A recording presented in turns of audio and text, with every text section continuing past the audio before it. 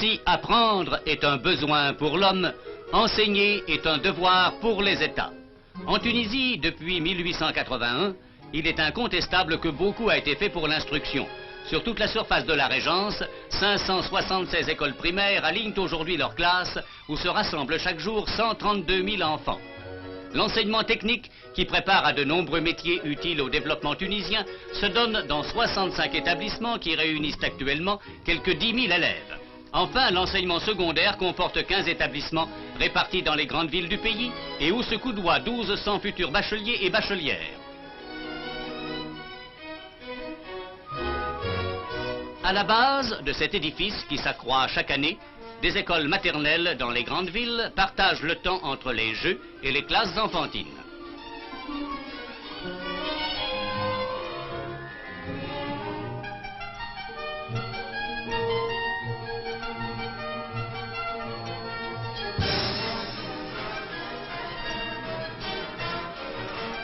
À Tunis, l'école d'Ornano, comme l'école Fabry, offre aux petits les meilleures conditions de vie et de santé, de bonnes siestes au grand air, chaque enfant bénéficiant d'une couchette particulière et se soumettant à des précautions et à des soins qui constitueront pour sa formation une solide assise.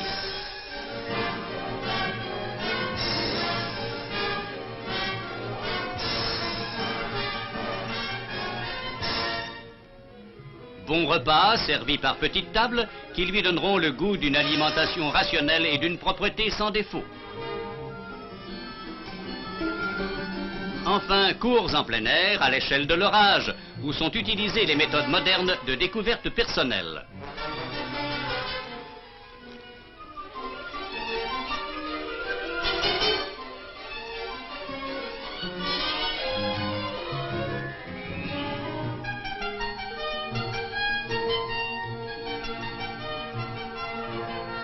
L'accroissement continu de la population scolaire, passée cette année à 182 000 élèves, a amené une floraison d'écoles primaires modernes, telles entre autres celle de Menzel Bouzelfa près de Tunis.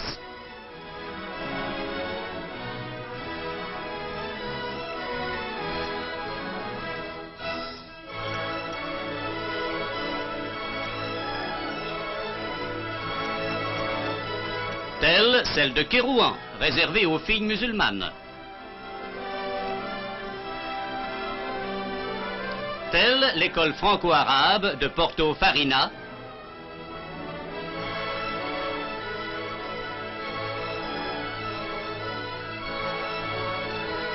Tel le groupe scolaire d'Amphidaville. Il faut dire d'abord que le problème de l'enseignement tunisien est double. D'un côté, trop d'écoles aujourd'hui vieillies ne sont plus adaptées à l'œuvre qui leur incombe. Il s'agit de remplacer leurs constructions décrépites et leurs aménagements défectueux.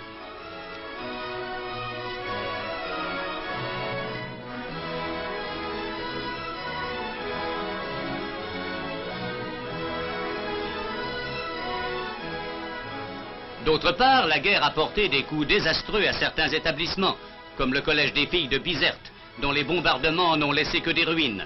Mais construction et reconstruction ont été courageusement entreprises.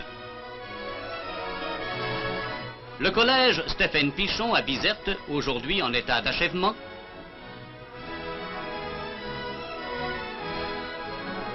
la construction de l'école franco-arabe de Nahal, dans l'oasis de Gabès, ne sont que deux exemples dans le plan d'ensemble dont la réalisation doit en 20 ans répondre aux besoins tunisiens. Ces grandes écoles primaires ou construites dans le style ancien comme celle de Grombalia ou dans le style local comme à Tozeur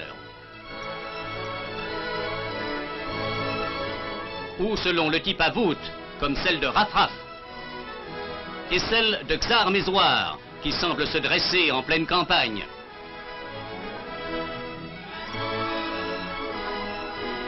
Ou selon le type nouveau, comme celle de Sfax, route de Madia.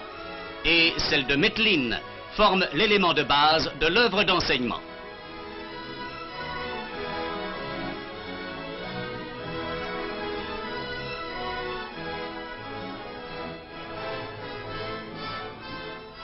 Il s'y ajoute, construites selon les mêmes plans types en dehors des agglomérations, quelques 120 écoles, improprement nommées écoles du désert. qui servent comme à Bouchemma à la scolarisation de plusieurs villages.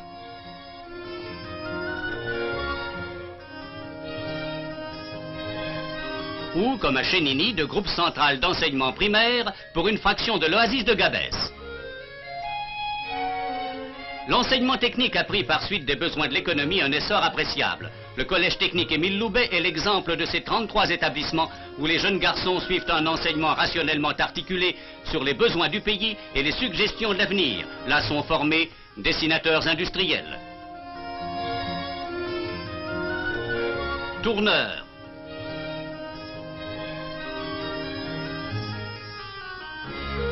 mécaniciens,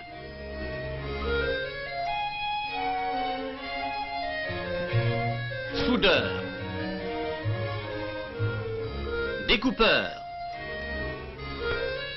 menuisiers, pour pouvoir répondre demain à la demande de spécialistes toujours recherchés.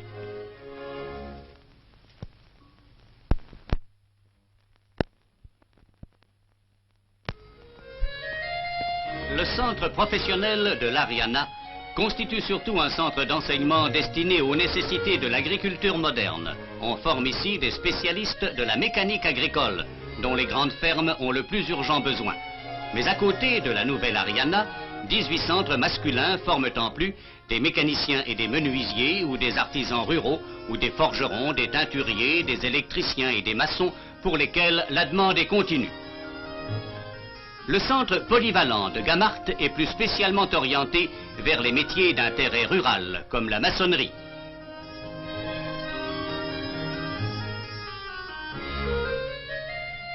L'horticulture y est enseignée sous toutes ses formes, depuis le jardinage et la culture des primeurs et des fruits, jusqu'à la grande culture en plaine, basée sur les techniques modernes.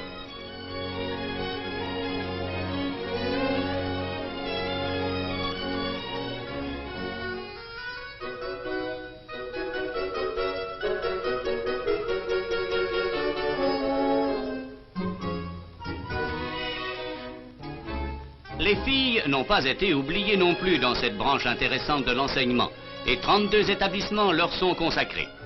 Certains, comme le Centre de formation professionnelle de Tunis, se préoccupent surtout de conserver des techniciennes fidèles aux arts traditionnels. Broderie de style local,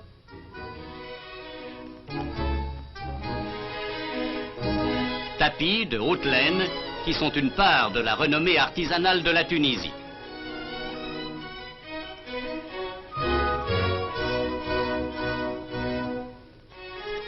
D'autres, comme l'école Paul Cambon, forment surtout des ouvrières dont la vie moderne accentue tous les jours le besoin. Couturières,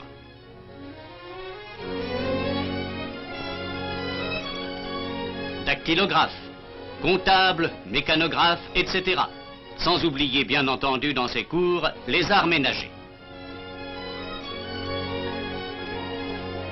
Pour l'enseignement du second degré, le collège Sadiki, avec son annexe imposante, qui sera bientôt achevée, reçoit les jeunes garçons de la 6e au baccalauréat. Les effectifs de l'enseignement secondaire, passés cette année de 8500 à 9500 élèves environ, se montrent en continuel accroissement, et le plan d'extension des établissements d'enseignement secondaire est d'ores et déjà activement poussé.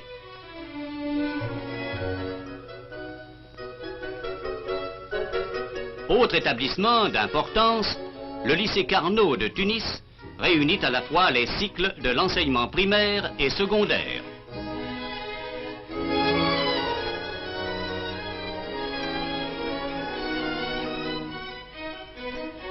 Dans ces nombreuses classes, dotées d'un matériel d'enseignement très complet, une population studieuse poursuit sa formation intellectuelle selon les données d'une orientation conforme à la fois à ses aptitudes et au sens de l'avenir tunisien.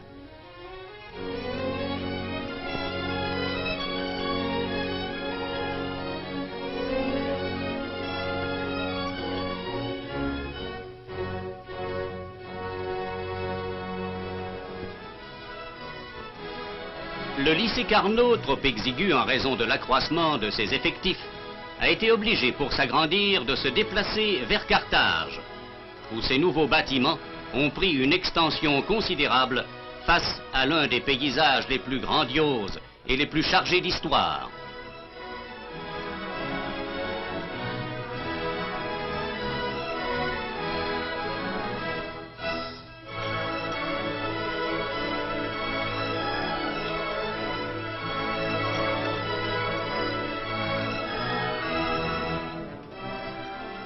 Sfax, avec son collège moderne de garçons, tient une place de choix parmi les 15 établissements d'enseignement secondaire de Tunisie. Et ces aménagements ont fait une large place au sport au milieu des cours scolaires.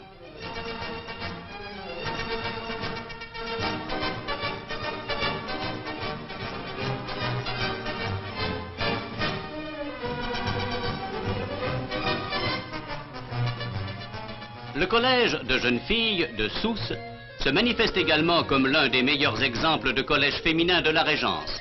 Ses amples bâtiments largement aérés, sa disposition générale, sa correspondance étudiée aux besoins de la vie, le placent en tête des établissements de sa catégorie.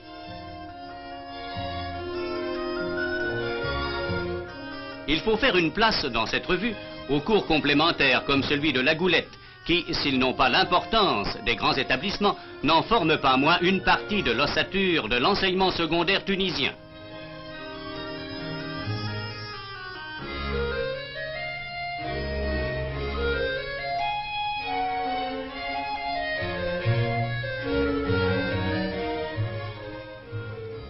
Pour couronner cet édifice, la Régence possède son école normale d'institutrices qui réunit sans distinction élèves européennes et musulmanes. Il est en effet nécessaire, en vue de la montée des besoins de l'enseignement, né de l'accroissement ininterrompu de la population, de former de plus en plus des maîtres sortis de la masse autochtone. L'école normale de Tunis répond à ce besoin éminent. Dans leur magnifique école, les normaliennes bénéficient de conditions de vie parfaites où le délassement a sa part au milieu des études.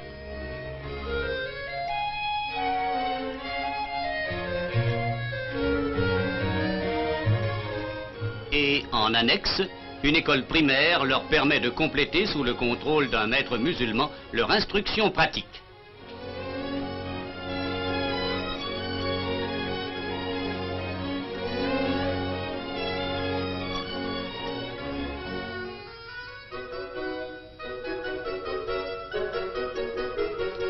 Enfin, l'Institut des hautes études de Tunis, placé sous le patronage de l'Université de Paris, poursuit une double tâche d'établissement supérieur et de centre de recherche scientifique.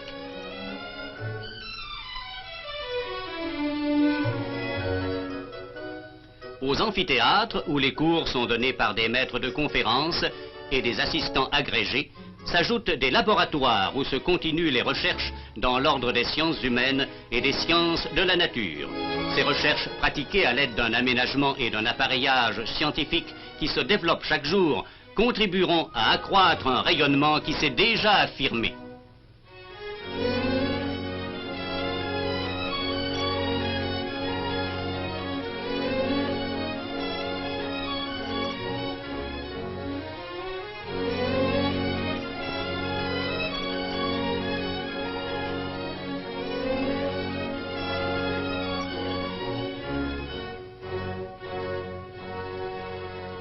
Enfin, dans le domaine de l'enseignement, la Tunisie trouve dans l'Université de Paris son complément utile en même temps que son épanouissement total.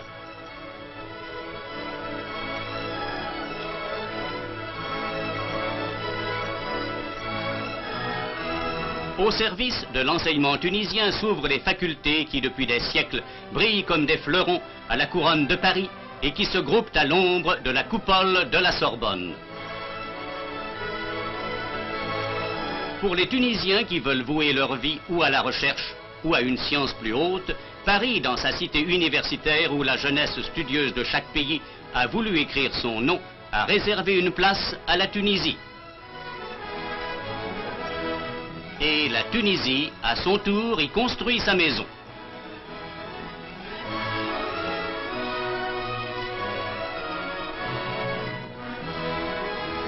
Beaucoup a été fait. Beaucoup reste à faire sans doute, mais les résultats acquis permettent hautement d'augurer de l'avenir tunisien.